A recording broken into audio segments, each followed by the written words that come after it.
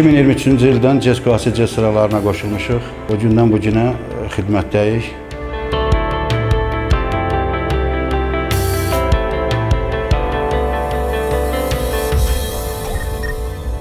Saat 9-dan idarədə iş başlayarkən ilk olaraq gələn vətəndaşların çalışırıq ki, xoş qarşılayaq. Vətəndaşların qeydiyyatı və ünvanlı olaraq şöbələrə yönəldirik. Torpaqlarımız azad olundan sonra qürurludur ki, Qarabağın baş kəndi olan Xan kəndində xidmətimizi aparırıq.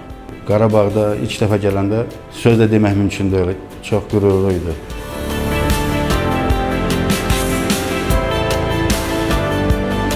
Hər gün dəyişikliklər baş verir burada. Görürük ki, quruculuq abadlıq işləri aparılır. Həqiqətən Xankəndi şəhərində xidmət etmək bizim üçün qürurludur.